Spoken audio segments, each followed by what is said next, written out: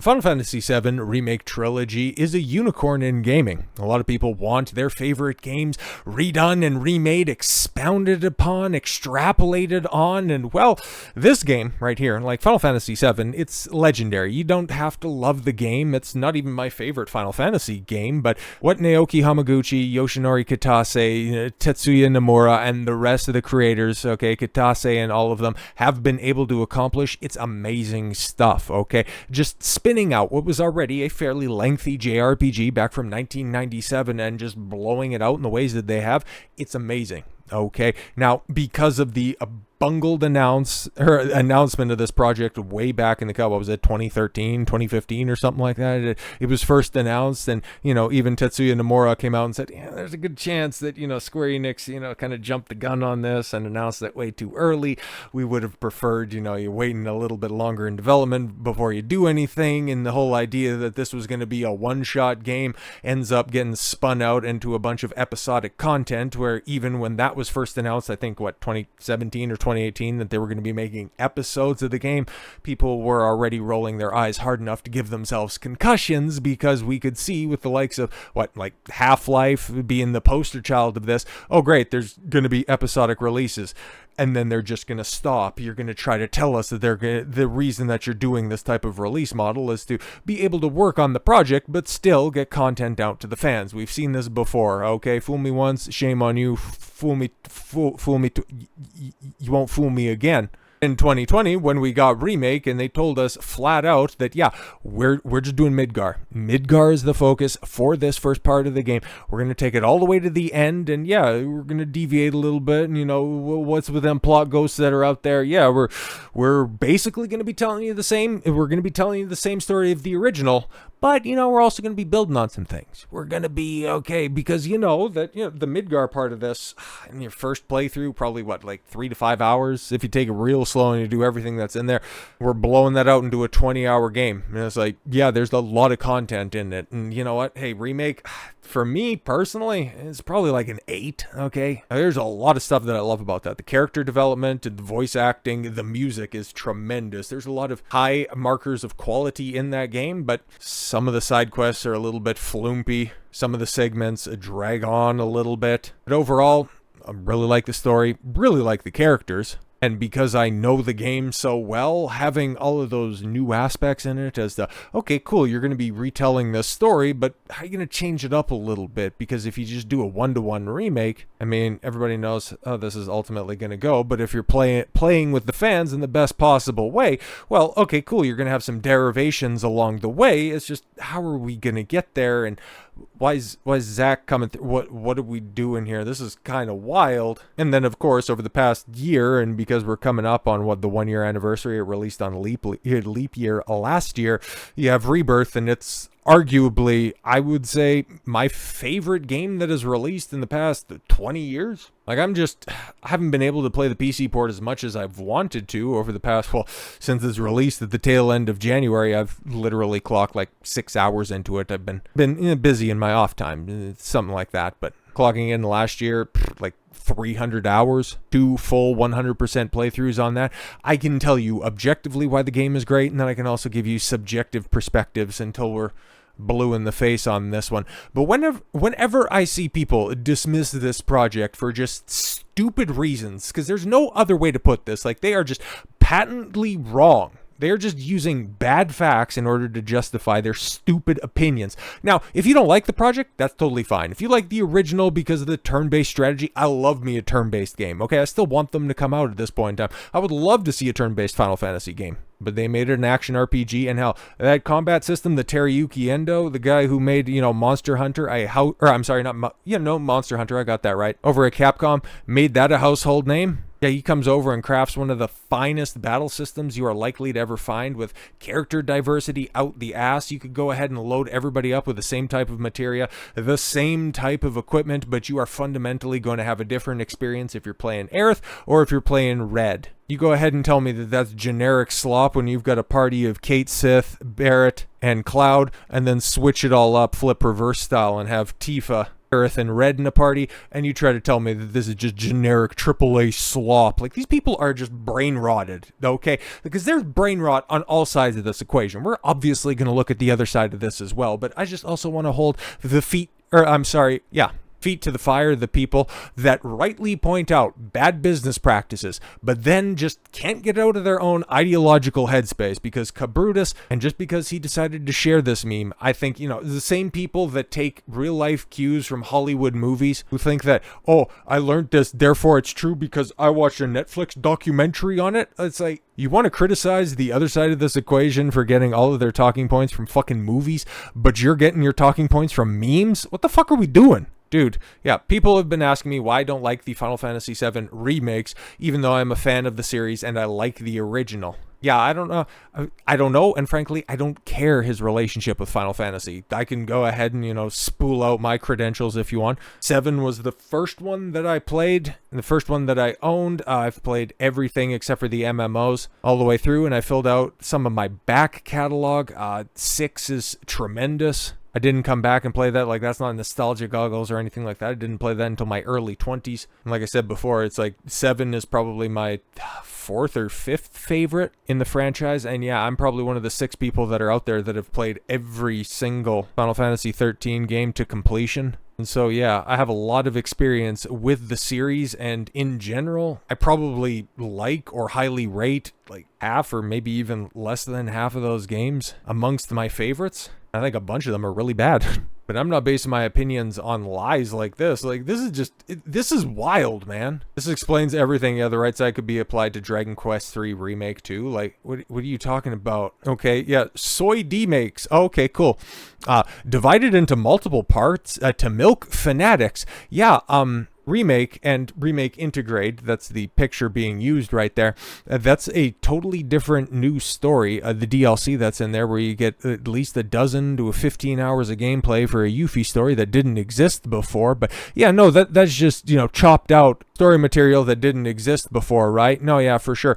And then also extrapolating that 5-hour segment that you would normally get playing through Midgar through FF7 original.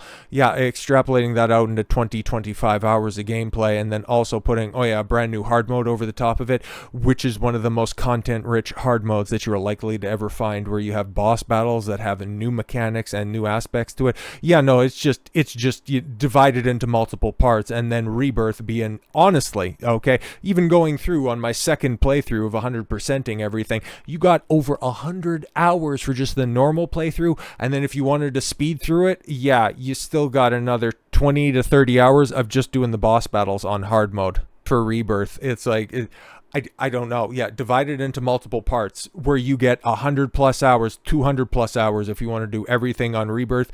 And then, yeah, if you want to do the same thing for Remake Integrate, put in the DLC, $15 DLC, and you get 15 hours of gameplay. Yeah, that's really milking fans on that one. Modernized gameplay for retards, zoomers, normies, and non-gamers. What does that even mean? Complex gameplay mechanics that you can breeze through if you put it on easy, but if you put Rebirth on dynamic, or if you just engage with the hard mode for a second and you just want to square your way through the game, you'll get your ass kicked. But no, that's modernized. Typical Ubisoft open world slop. Just because, hey guys, games have towers, and that makes it Ubisoft clones. Oh, okay, cool. Performance issues, bugs, and glitches. Now, I can only speak about myself in the very limited amount that I played, but yeah, I heard a lot of crap that Remake had when it first came out. Like, it was a buggy mess. I'll give you that one on PC, but that's just exclusively the PC port. Like, on PS4, ran smooth as butter. PS5, exact same thing for both of those games. Disrespectful change of story, we know better syndrome. One example. There's not. Legitimately, there is not. There are changes to the story. They're not at the sacrifice of character or of plotting, or even to denigrate any of the villains that are in there. It's very interesting. And in fact, I would argue some of the weaker aspects of the original end up getting bolstered by the remake. Woke changes to the narrative because we can't have that in modern times. I don't know. What? I legitimately don't know what you mean on that one. That is just, it is bereft of logic. Point to one example. Typical woke attack to straight males in the form of let's restrict Tifa's chest. Do I even need to pull out, the brand new beach scene where you can put Aerith or Aerith and Tifa in bikinis or different swimsuits. Like, that's just brain dead. I don't understand what you're talking about there. You're just lying. And then, yes, please be respectful for the mods. Yeah, with the mods that we make. Meaning, yeah, don't you dare give Tifa her normal boob size. What is her normal boob size? Does it look different than Remake or Rebirth? No, it doesn't. So that is soy, apparently, right? Like, extrapolating on a story instead of just giving you a one-to-one remake, okay, just bereft of ingenuity, bereft of creativity. You just want a 100% cheapest chips port. Well, you can go get that. Final Fantasy VII has been ported on everything. You can get it on your phones, for fuck's sakes. But no. The Giga Chad remake of Romancing Saga 2. A game that everybody played back in the cut, right? It's something that desperately needed a remake. Yeah, where one purchase gets you a complete game, as opposed to the 50 or 100 hours you could get from just a complete game, right? Yeah, complete game. Now, respected the original's gameplay. Okay, cool. So it's a port. Okay. The world is, as the original game, no alterations needed. Calm in Final Fantasy VII is 3 or 4 houses and a town square. Calm in Rebirth is one of the best and most realized little cozy towns you are likely to find in an RPG. Brimming with personality and characters. Yeah, no. Works flawlessly. Okay, cool. I'll give you that one. That's totally fine. I don't know, man. 2D sprite-based game, sure, man. Works flawlessly. Fantastic stuff, okay? And I'm not denigrating Romancing Saga 2. I just never seen anybody play it before, and I don't know what the results or the sales numbers are on it, and that's totally fine. The story is the original, but with more details to give you a better exposition to it. Gee, fucking Christ, if you played Rebirth or Remake, maybe you would also come to that conclusion, but no, it doesn't work out and doesn't bear out all that well. If we just want to do a brain dead meme, you are the emperor, evil must be eradicated. Okay, cool. That's a different story you're telling, I guess. I don't know, man. But then at the same time, you're also a team of people trying to eradicate somebody who's trying to destroy the world and reign over eternity. But don't worry about it. Evil must be eradicated. Nah, it's just a bunch of, space hippies just wanting to save the planet because bad company is coming in and extracting the resources. Even though you end up working with bad company and then they end up saving you, and then you find out that, maybe all your original motivations, like, Barrett at the end, he's like, I don't really know, and this is going back to the original, I don't really know if I really cared about saving the planet. I just kind of wanted a better world for my daughter.